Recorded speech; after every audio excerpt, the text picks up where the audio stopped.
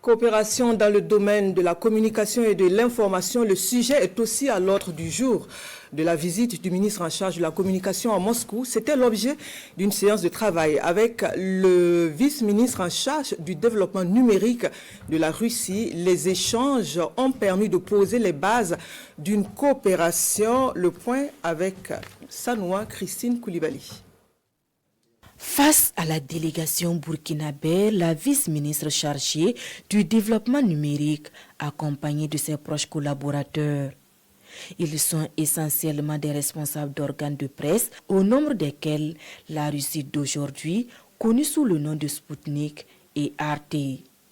Ils sont tous là pour trouver avec la partie burkinabé un cadre de coopération formelle dans le domaine de la communication. Vous savez, aujourd'hui, la communication est un instrument de connaissance des peuples. Mais au-delà de cela, il faut aussi faire en sorte que nous puissions avoir aussi des informations de première source. Parce que les informations, la plupart du temps, auxquelles les citoyens burkinabés ont droit sur la Russie, ce sont des informations traitées par d'autres médias. Mais on n'a pas des informations traitées par des médias russes. C'est pareil également en Russie ici. Quand ils entendent parler du Burkina Faso, c'est toujours à travers d'autres médias. Et vous savez très bien que la plupart du temps, ce sont des médias qui se contentent de donner leur manière de voir les choses et qui n'est pas toujours en phase avec la réalité des choses. Et donc c'est cela que nous devons travailler à corriger aujourd'hui.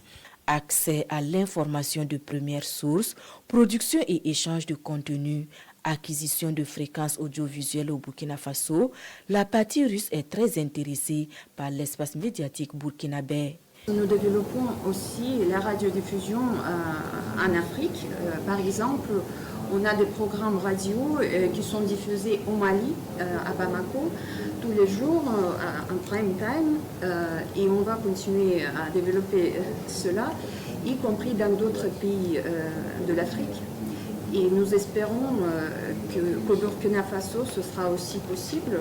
Peut-être la plus importante pour nous serait éventuellement, si cela est possible, d'avoir la possibilité pour que RT soit diffusé au Burkina Faso en mode free-to-air, donc sur une fréquence terrestre, si cela est possible. Nous comprenons que cela puisse nécessiter une permission étatique, aussi bien que des manipulations techniques pour que le signal soit techniquement disponible. Pour passer des intentions de projets concrets, des points focaux ont été désignés, séances tenantes, pour accélérer l'élaboration de projets d'accords interministériels dont la signature et la matérialisation permettront aux deux parties d'offrir à leur population des alternatives nouvelles en matière d'information et de communication de la vie des deux ministres.